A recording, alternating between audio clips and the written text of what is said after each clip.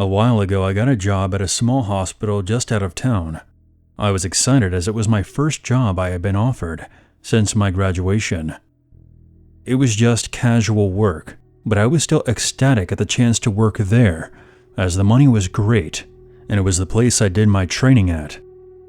Most of the time, I would do 12-hour shifts from 7 a.m. to 7 p.m. Sometimes I would work the late shift from 3 to 11. I never cared much for those. I was used to working late from my previous jobs, but I had to drive a lot further to get home. There was usually 4 nurses, 1 administrator, me, and the emergency doctor. That's it. Now, being in a small hospital like this one, you see some pretty strange things come in. Some people can't make it into the city, so we've had the emergency helicopter have to drop in every now and again. I've seen some pretty horrific things, like whole families dying from accidents on curved country roads. I've even had people bring in animals in desperation, as there was no veterinarian nearby that was open. This one particular night, around 10 p.m., I was sitting and talking with one of my nurses about a patient's chart, but I was mostly just wasting time until I got off at 11. The hospital was very quiet. I had only checked in 6 patients up to that point. I then heard a strange noise by the entrance. I then saw a man making his way toward us. He looked pretty normal, but he had on a long coat, which was strange as it was the middle of the summer, and even though it was dark, it was still very warm out. The nurse beside me let out a long sigh and got up to use the restroom, leaving me to deal with our new arrival. As he drew closer, the strange sound got louder, and something caught the light. He was dragging something behind him, but I couldn't make out what it was, although I assumed it was metal from the scraping sound it was making. It sent a shiver up my spine. He stopped at the desk, and I could see his eyes were wide, his pupils big, his face was pale, and it looked like he hadn't slept in a while.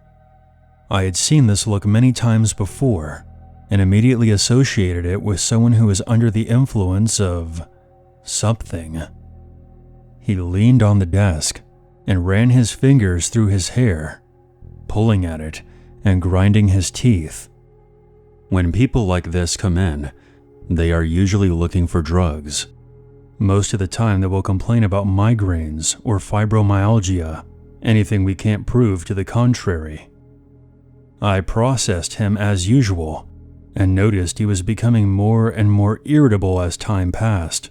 Eventually, when I finished up, I pointed him toward the waiting area. He then asked how long it was going to be. Knowing that the on-call doctor had gone on a quick break, I estimated about half an hour. That's when his whole demeanor changed. The anger on his face was obvious as he stormed over to the waiting area, which is a room between the ER and the front desk. As he walked away, I caught a glimpse of what he was dragging behind him, and quickly came to the realization it was an axe. I panicked and almost called the code over the PA system, but I didn't want him to realize. I promptly called the police on my cell phone and ran down the hall to signal to the nurses we had an issue. The police would have to come from 2 towns over, which takes on average 20 minutes. Of course, as we were all pretty small girls, we didn't want to go near him. This man was tall and muscular. Even all of our forces combined, we wouldn't stand a chance. I calmly walked back to the front desk and paged the doctor, asking him to call me. I waited and waited, but I never got a response. I watched the man getting more agitated, and soon he began yelling and asking for help. I quickly hid from him. The other nurses and I devised a plan to lock him in the waiting area. The glass is reinforced and the doors are heavy, so it should have been able to hold him there until the police arrived. The plan went down without a hitch until the man realized what we had done. He started screaming and throwing chairs around the room. He then began using his axe on the door. We were all standing near the front desk and watching. I have never been so terrified in my life, and what made it even worse was the fact that he was making some headway on the door. It was around this time that the emergency doctor comes back from his break. He strolled through the front entrance, still sipping on a drink. When he saw all of us huddled by the front desk, he immediately took charge of the situation. After getting all the necessary information, he disappeared toward the back entrance, where the EMTs usually enter from. He then unlocked one of the waiting room doors, and then tackled the man when he wasn't looking. He bound the man's wrists together with cable ties and sat on his back until the police arrived. I was so grateful for having a young, physically fit doctor with us on that night. I bought him coffee every time our schedules crossed as a thank you, but I don't think that'll ever be enough. As this was the second incident I experienced while working the 3 to 11, I decided to never work late shifts again. I'm now on a Monday to Friday 9 to 5 schedule, and I feel much safer now.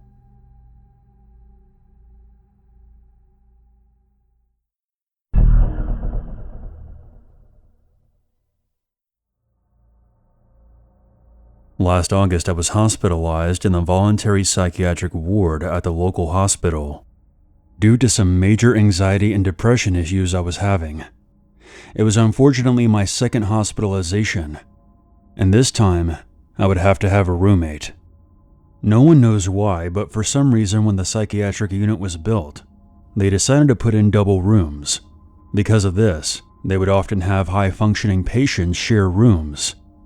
Since I was here about a month ago, when I showed up, the nurses all remembered me. Stays in the psychiatric unit average about 1 to 2 weeks. Because it's the voluntary unit, there's no actively psychotic or violent people here, usually.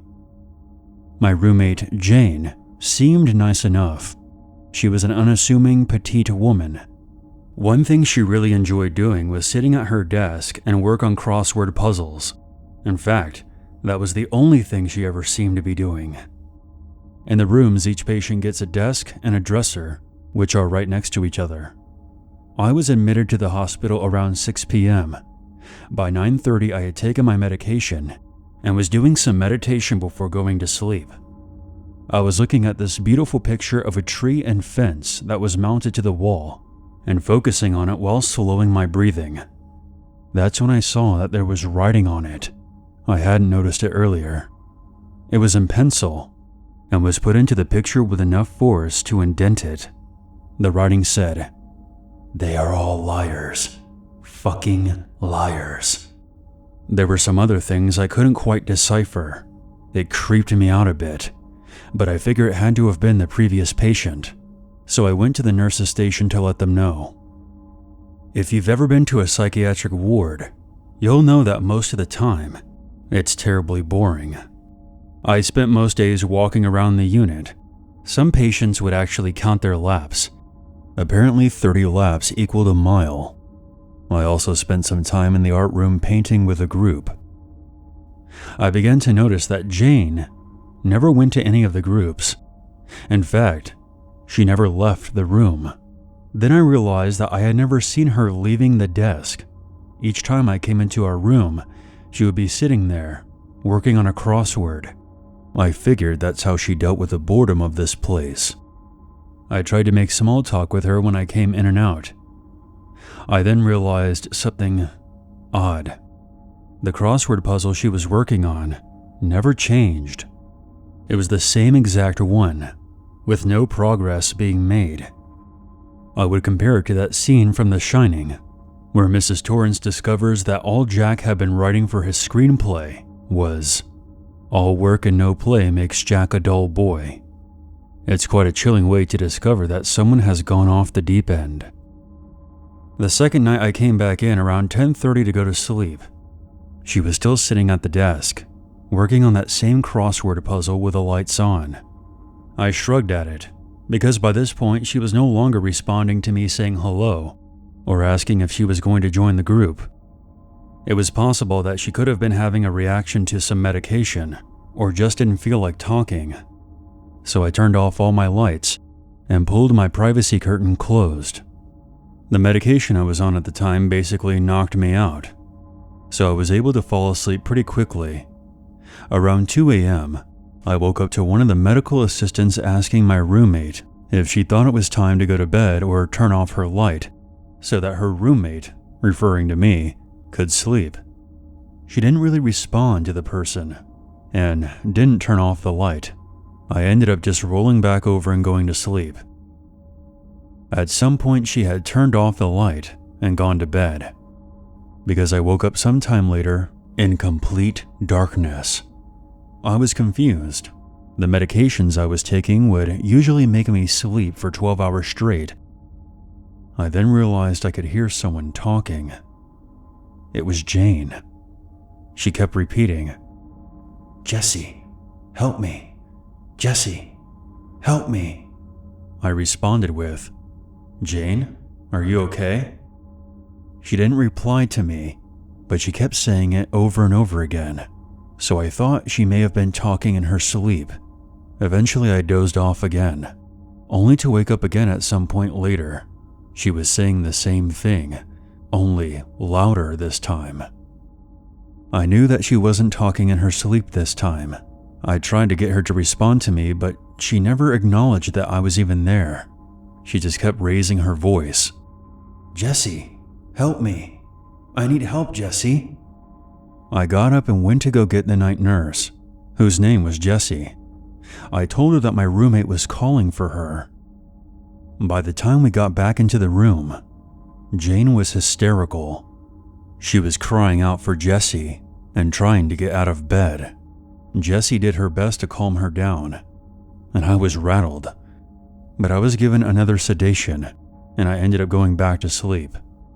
When I woke up the next morning, Jane wasn't in the room, and a table that had once been near her bed was now in front of the bathroom curtain.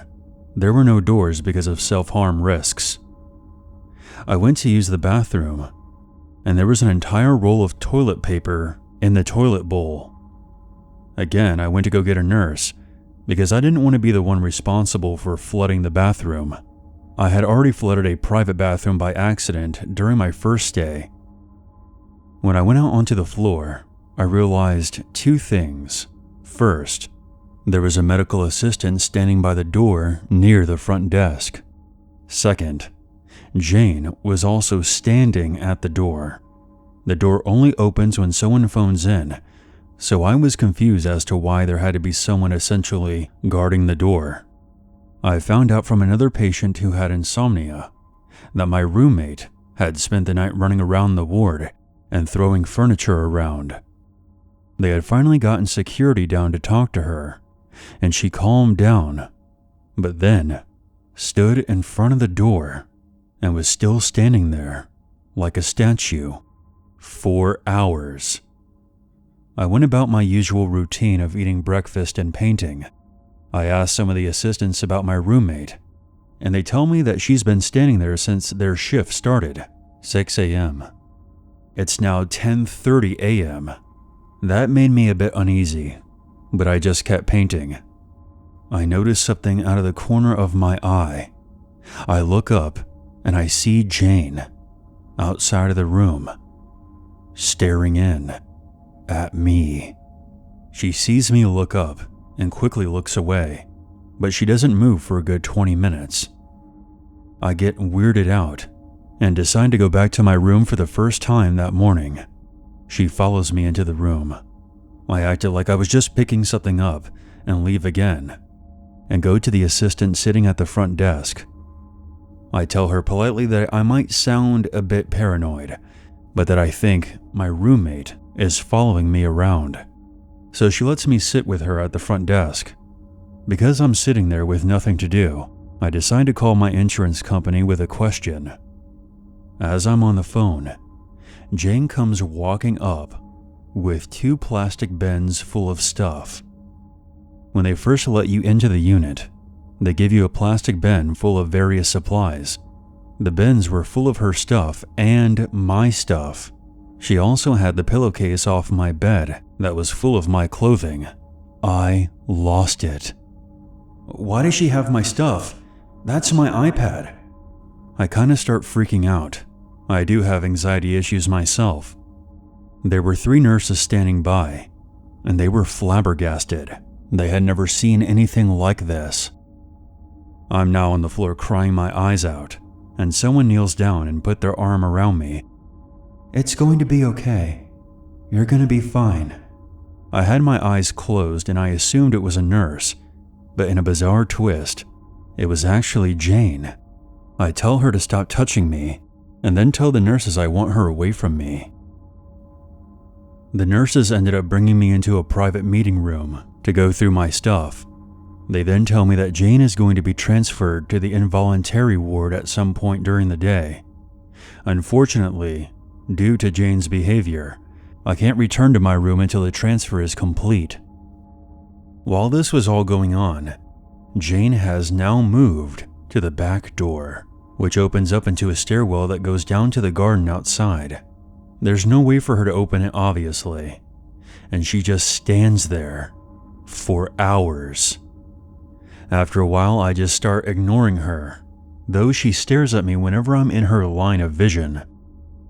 It was around 6 or 7 p.m. My husband had come to visit me, and we were playing cards with another patient who had just moved into our unit. We were sitting in the cafeteria, which was right next to where Jane was waiting, separated by a wall of windows. I believe that she had stood there on purpose so that she could keep an eye on me. As we were playing rummy, we see the psychiatrist come up with 2 security guards. She starts explaining to Jane that she has to go upstairs now. Jane gets agitated and refuses to move. A security guard goes to take her arm, and then she goes berserk, turning to one of the windows and starts banging on it, looking straight at me and screaming for me to come and help. They literally drag her kicking and screaming upstairs. I was a bit shaken up, but at least she was gone now.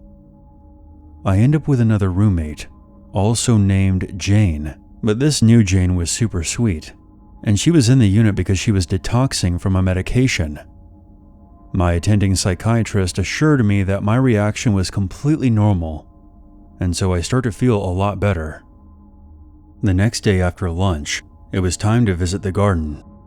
I actually really enjoyed going outside. It's refreshing after spending so many hours cooped up in the ward. At the time, we were only allowed 30 minutes. I became anxious when I saw that Jane, my former roommate, was one of the people in the garden from the upstairs unit. So I asked one of the supervisors if I can sit near them during garden time. They say that's fine, and everything goes okay. Jane doesn't approach me at all. Now you might think that I'm being a bit dramatic, but Jane is one of those people who only appears to not be paying attention. However, it only appears that way.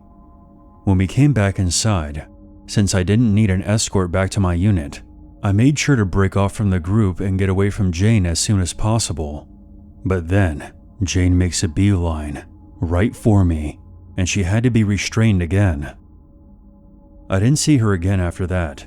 I think maybe the hospital staff realized that having her around me in any capacity was a bad idea.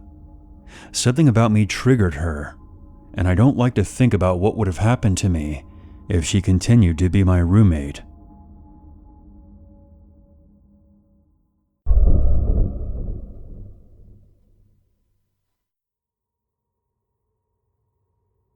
This is a story that was told to me by my mother when I was old enough to understand what had almost happened to me. I was only a few weeks old at the time. In those days, when a mother had given birth and had taken their newborns home, midwives were sent from the hospital to check in on the baby and the mother once or twice a week. My dad was working, so he wasn't home, and my mother had put me to sleep and was going about her business in the house. 2 midwives had stopped by earlier that week, so she was confused when she heard a knock at the door. We lived in a very close-knit community, where there was rarely any crime, but most people who lived there worked for most of the day, so it was basically deserted around this time. My mother was greeted by a male and a female who were both dressed in hospital uniforms with security badges. They politely asked if they could come in. They explained that they had been sent by the hospital. My mom let them in because they looked like professionals with the badges and uniforms. They even knew that she had a little girl and my mother's name. It was very convincing at the time, but that information was easy to access. The man said that he was going to take me upstairs to check on me, and the woman would look at my mom downstairs. However, my mother didn't feel okay about them wanting to separate us, and she explained that a pair of midwives had already been there that week and said that she was going to call the hospital as nobody had notified her that someone was coming just a day after. She also warned them that her husband, my father, was on his way home from work and wouldn't be happy about this unscheduled visit. At this point, the two got very defensive and said that they would leave after being really pushy with my mother to separate the two of us. After the back and forth, she finally got them to leave. They quickly changed their behavior to a more calm demeanor and said not to worry and that it must have been a mistake. What was even stranger, though, was that when my mom opened the door for them to leave, there was another person waiting in a car outside who still had the engine running. She called the hospital, and they told her they didn't have any midwives scheduled to visit her that day, and that they would always alert the mother if they were going to send one. They also mentioned that they would never ask to separate the mother and the baby. My mother gave them a description of the visitors, and they told her they didn't have any male midwives at that hospital, and that she should contact the police right away. Terrified, my mother called my dad, who came straight home from work, and they reported the incident to the police, but it never amounted to anything that we know of. Who knows what those two were planning to do? If they had gained access to all that information about my mother, they must have had someone watching the house and knew that my father wouldn't be home. And they had even gone through the effort of obtaining the uniforms and badges. Thank God my mom acted on her instincts and got them the hell out of the house. It's even more creepy to imagine what my life would be like now if they had gotten to carry out what they were planning to do that day. I don't believe this could have been a genuine mix-up. They had not followed the standard protocol, and no one told my mother they were visiting. And they were very rude and defensive when my mother challenged them, which is not acceptable behavior from a health professional. I believe we were very lucky they decided to leave. My mother couldn't have done anything if they decided to use force. I just hope they didn't do this to anyone else.